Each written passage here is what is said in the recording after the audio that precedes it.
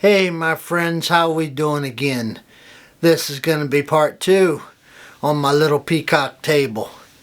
I didn't get to show y'all on the first video when I was working on the top there after I put the peacock feathers in and had that fail with the color change.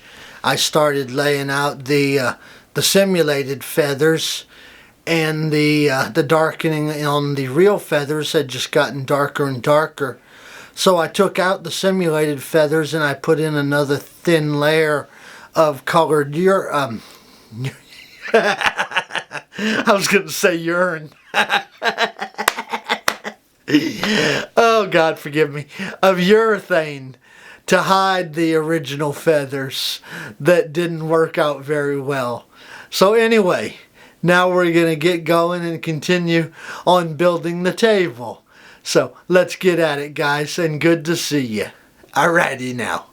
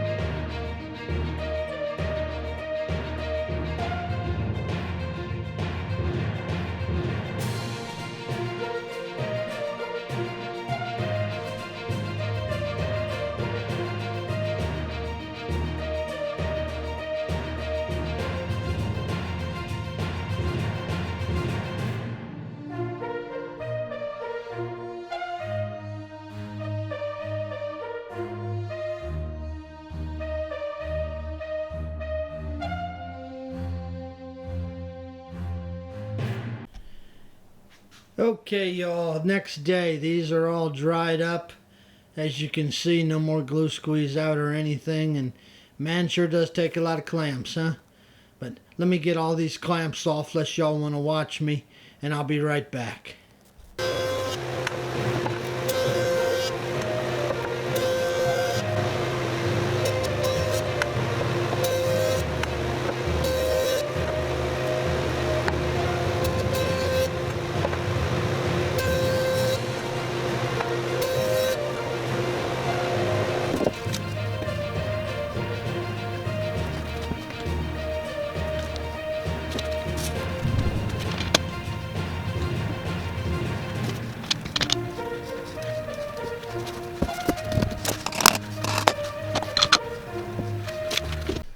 There you go, guys. That is one massive block of walnut. And just in case y'all are curious, these clamps are made by Betsy. And if you're wondering how much tension they can take, you saw him cranking down on the pliers with them. I think you can see the bend in that bar right there. You can probably see the bend in that one.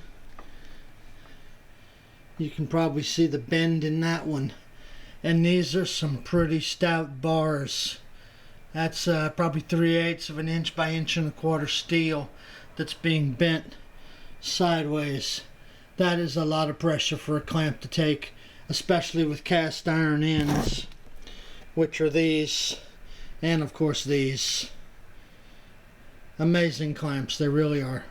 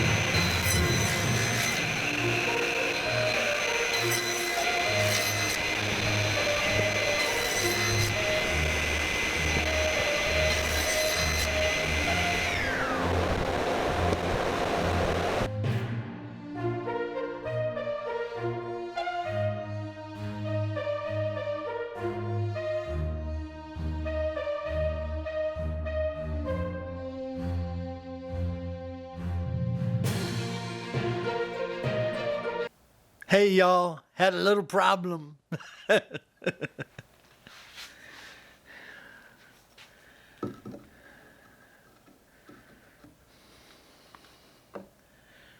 We're gonna make it right. No worries. Okay guys, here's my jig. Simple scrap 2x4. Clamp it down, having these Craig mounted workbench type little devices, hold down thingamajiggers, are awesome. They're made by Craig, the inserts and the clamps. And here's our repair job. I don't use these little brass clamps that often. They're from Lee Valley. But if you look down it, let me see if I can get y'all looking down it. See the bow in it? I'm able to get that just tight as can be. Hey, that looks like a lion about to attack us, right? Oh, look at that. Hey, ain't that cool, huh?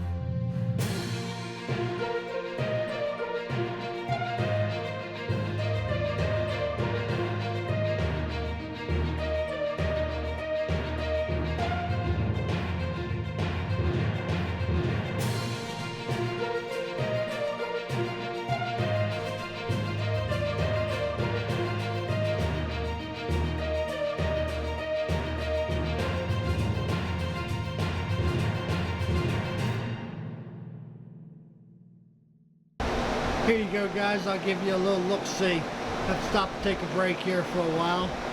And man, these shops can get dirty, huh? Look at this. My goodness. I tell you, good thing I didn't make my video when it looked like that, huh? There we go. Keep on keeping on.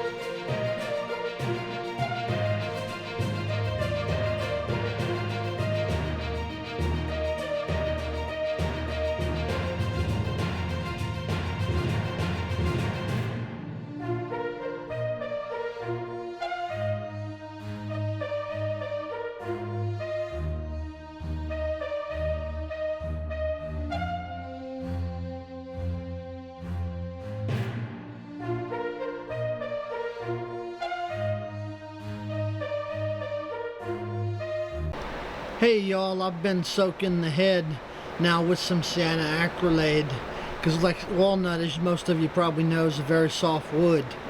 And I apologize, I had the camera on, but the battery went and died and didn't film a darn thing. So anyway, that's why it looks like it does now. Gonna get back to some carving here.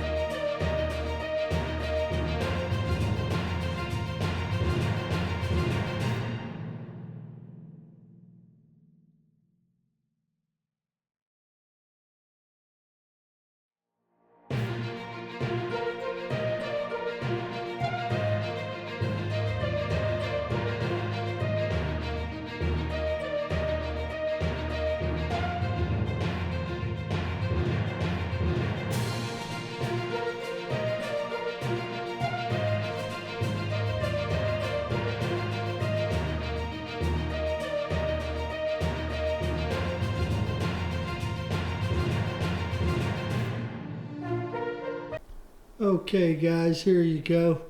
She's all carved. Well, I say that, I haven't done the wing yet.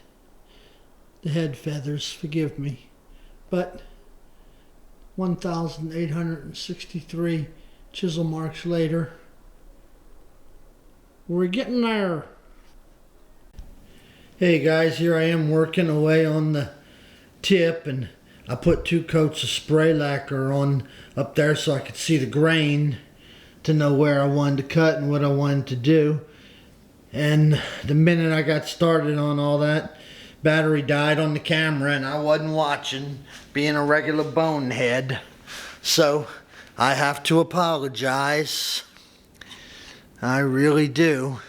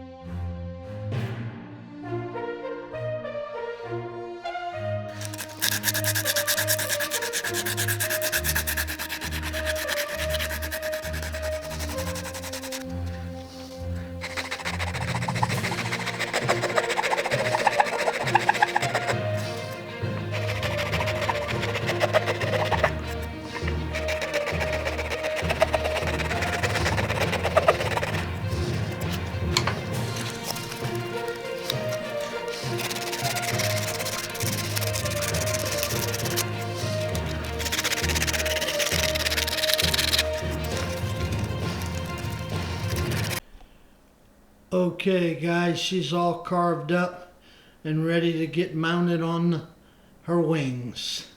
Let me give you a little close-up look here.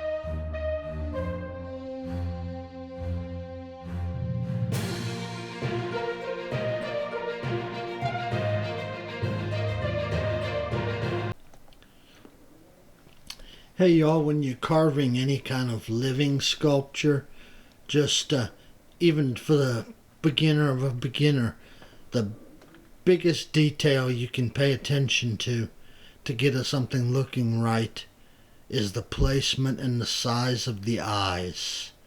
If you get the eyes correct, the rest will come out great.